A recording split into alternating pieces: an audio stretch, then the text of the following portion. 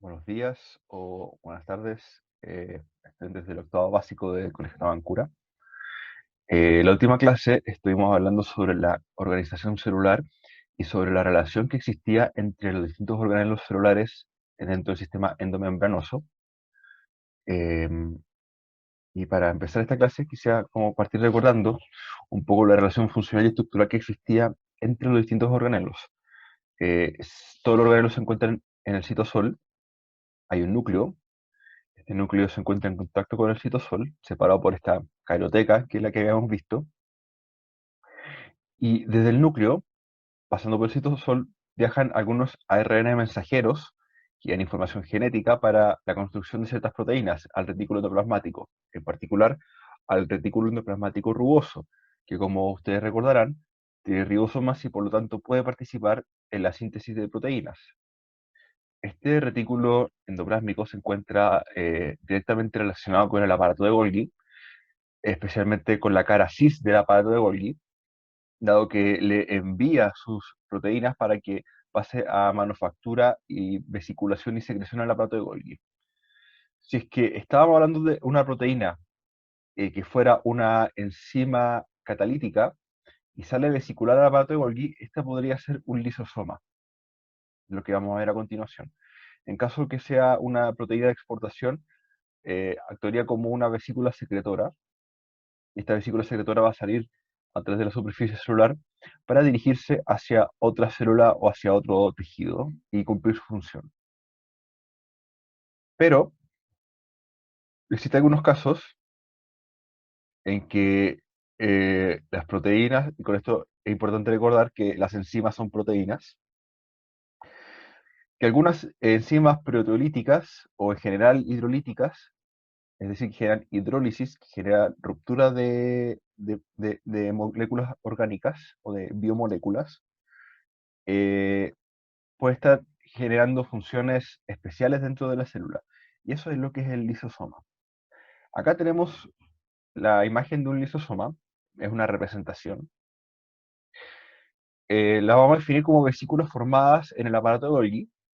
Recuerden que las proteínas vienen del retículo endoplasmático rugoso, pero el aparato de Golgi es el lugar donde se vesiculan. Entonces, claro, el último organelo del que se ve, del que salen estos lisosomas es del aparato de Golgi, que contiene enzimas hidrolíticas, tales como lipasas, es decir, enzimas capaces de degradar lípidos, moléculas grasas, glucosidasas, es decir, moléculas capaces de romper, o sea, enzimas capaces de romper moléculas de glucosa o de otros azúcares, proteasas, es decir, enzimas capaces de degradar proteínas, y nucleasas, es decir, enzimas capaces de degradar ácidos nucleicos, tales como el ADN y el ARN. O sea, tiene proteínas diseñadas para degradar prácticamente todo lo que se necesite degradar dentro de una célula. Tiene un pH de 4,8, es decir, es extremadamente ácido, mucho más ácido que el citosol, en que las enzimas proteolíticas logran su máximo nivel de eficiencia. No hemos visto enzimología todavía, pero es importante que sepan que las enzimas funcionan como catalizadores de reacciones, es decir, logran aumentar la velocidad de reacción eh, de algunas reacciones que ocurren dentro de la célula, pero estas requieren ciertas condiciones de pH y de temperatura. Entonces, a pH 4,8 es extremadamente eficiente.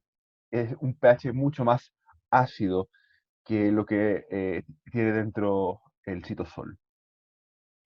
Su principal función es la digestión celular, el proceso catabólico de descomposición de biomoléculas y estructuras celulares. Entonces, si es que una célula tiene cierta cantidad de proteínas, pero ya no las está usando, puede entonces usar las proteasas para degradar estas proteínas en aminoácidos y poder emplear estos aminoácidos para construir nuevas proteínas. Es decir, forma parte del reciclaje de las moléculas dentro de la célula. Y por eso es que los lisosomas son tan importantes.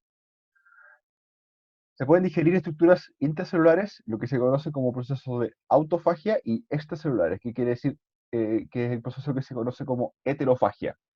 Es decir, si es que estoy digiriendo una proteína propia, sería autofagia. Si es que es una proteína que ha llegado a la célula, eso sería heterofagia. Entonces, acá hacemos la distinción de criterio de acuerdo a el origen de la molécula que es digerida. Acá tenemos una microfotografía de transmisión de los lisosomas, eh, pareados con sus estructuras, con sus representaciones tridimensionales. Acá vamos a ver cómo está eh, digiriendo un organelo como la mitocondria. Los lisosomas se pueden comer todo, son los verdaderos Pac-Man de las células. Es su función, la digestión y reciclaje de los productos de desecho en la célula. Hay un evento en particular que se llama apoptosis. La apoptosis consiste en el suicidio de algunas células cuando cumplen ciertos ciclos vitales. Esta apoptosis es comandada principalmente por los lisosomas. Eso da cuenta de alguna forma del poder de digestión que tienen los lisosomas. Son vesículas pequeñas pero con un gran poder de digestión, porque tienen enzimas espectaculares para poder hacer esto. También están los peroxisomas. Los peroxisomas son organelos citoplasmáticos pequeños, con una medida que va de 0,1 a 1 micra, de membrana simple. Poseen enzimas oxidasas y catalasas que ejercen funciones metabólicas. Y su metabolismo oxidativo permite la desintoxicación celular.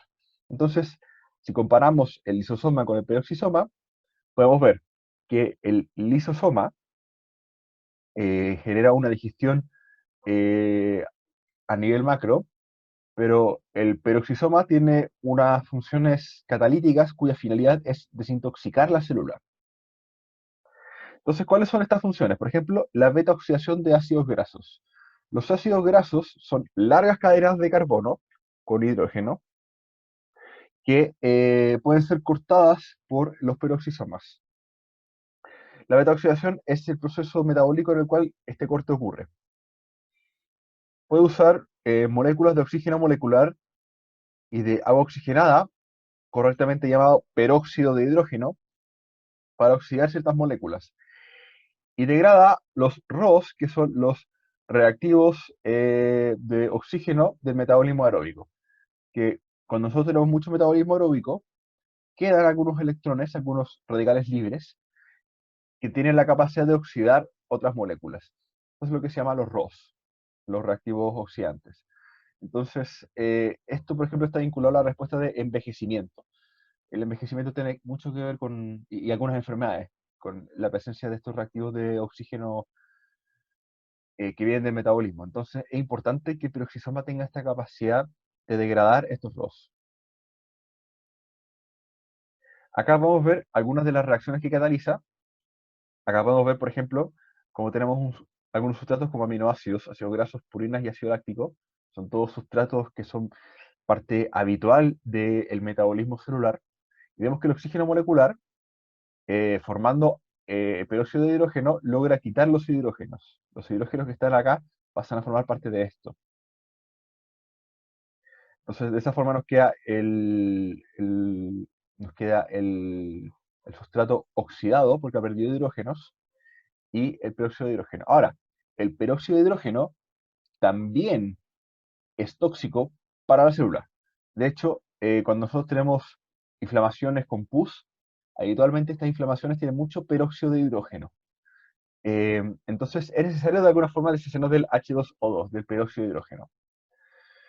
Y lo que hace la catalasa en este caso es separar la molécula de agua del oxígeno, dejando tanto agua como oxígeno y pasando estos hidrógenos a algunos sustratos como el metanol, formaldehído, etanol. Entonces, algunos sustratos que requieren ser oxidados los oxida y otros que requieren ser reducidos los reduce, entregándole estos hidrógenos que obtiene. Eh, Siendo el cuerpo mediador el peróxido de hidrógeno. No espero que entienda el detalle de estas reacciones, pero sí que eh, el peróxido de hidrógeno es un intermediario importante en estas reacciones de detoxificación. Pasamos ahora a la vacuola central, que es un organelo presente en todas las células vegetales. Los vamos a definir como compartimentos cerrados que contienen fluidos como agua y iones, aunque pueden contener sólidos. Se forman por la fusión de múltiples vesículas membranosas y puede llegar a ocupar el 90% del volumen de una célula vegetal madura. Recuerda que estaba hablando de células vegetales en el caso de la vacuola central, como habíamos visto anteriormente. Fíjense acá. Fíjense la cantidad de volumen que ocupa la vacuola. Ahí también pueden verlo. Es bastante. Extraen el exceso del agua del citoplasma por osmosis, previendo que la célula explote. Si es que hay mucha agua en la célula podría explotar. Entonces, a partir de, a través del proceso de osmosis, que vamos a verlo más adelante, la vacuola central es capaz de atrapar esta agua y evitar que la célula explote. Expulsan el agua al citoplasma por transporte activo, previniendo la desecación celular. Es decir, si es que una célula vegetal carece de agua, entonces la vacuola central, por transporte activo, tiene la capacidad de expulsar el agua que se encuentra dentro de la vacuola hacia el citoplasma, para conferir a la célula el agua que requiere para sus reacciones. Existen otros tipos de vacuolas, como la vacuola digestiva, por ejemplo, que se encuentran en los animales, que cumplen otras funciones, pero cuando hablamos de vacuola central, hablamos de esta vacuola que atrapa principalmente líquidos exclusivamente de células vegetales. También se llama vacuola pulsátil. Entonces, por ejemplo, observa esta figura. Esto que tenemos acá es una tensión específica para los fluidos de la vacuola. Pueden ver la cantidad de volumen que ocupa dentro de la célula vegetal, es impresionante. Entonces, acá tenemos una célula que se llama turgente. Turgente se llama porque la vacuola central está llena de agua. Y como está llena de agua, empuja al citoplasma hacia la pared celular, ocupando el volumen total. En cambio, una célula eh, plasmolítica como esta es una célula que se encuentra seca. La vacuola tiene menor volumen, por tanto, hay espacio dentro del compartimento de la pared celular que no es ocupado por nada. Entonces, si es que hay ganancia de agua, tenemos una célula urgente; si es que hay pérdida, tenemos un proceso que se llama plasmólisis. El agua entra a la vacuola central por osmosis, la presión vacuolar empuja al citoplasma contra la pared celular y la célula se encontraría entonces hinchada o turgente. Pero cuando la vacuola central pierde agua, la célula se encoge provocando esta plasmólisis, ocupando un menor volumen del que esperaríamos. Pasamos ahora a la mitocondria. La mitocondria está tanto en células animales como en células vegetales. Son organelos celulares de doble membrana, material genético propio y ribosomas propios. Fíjense. Acá tenemos la membrana externa, que es esta redonda que está acá, y la membrana interna forma esta especie de compartimento. Pero entonces lo que tenemos es una membrana externa, un espacio entre ambas membranas y una membrana interna. ¿Sí?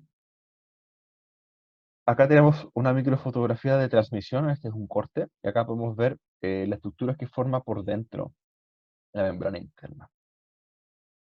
Entonces, ¿qué forma esto? Forma estas estructuras que se llaman crestas mitocondriales. Y bueno, por supuesto la mitocondria tiene su matriz propia, matriz mitocondrial, y tiene ribosomas y DNA propio. Son la principal fuente de energía de la célula, en donde ocurre el ciclo de Krebs y la fosforilación oxidativa, y su metabolismo es aeróbico, es decir, requiere oxígeno. La mitocondria requiere oxígeno para su proceso metabólico. Sin oxígeno, la mitocondria no funciona. Y al no tener oxígeno, entonces no podemos producir energía, y al no producir energía, nos morimos. Y por eso es que es tan importante la respiración a nivel macro, es decir, la respiración fisiológica y la respiración celular a nivel micro, es decir, las reacciones químicas que ocurren al interior de cada célula para producir energía. La estructura incluye principalmente matriz mitocondrial, crestas mitocondriales y el espacio intermembrana, que son sobre los que vamos a trabajar. Esta imagen es bastante buena para explicar cómo funciona la mitocondria. Muestra además que las crestas están formadas por la membrana interna. Acá tenemos otra microfotografía de la mitocondria. Células como las del hígado requieren mucha energía y pueden tener hasta 2500 mitocondrias por célula. Entonces, ustedes pueden deducir de acá que una célula con altos requerimientos energéticos va a tener una gran cantidad de mitocondrias. De hecho, la mitocondria en inglés definía como eh, the powerhouse of the cell, o sea, la principal fuente de poder de la célula, de energía. Así importante es. Perdón. Entonces, el metabolismo celular nosotros lo dividimos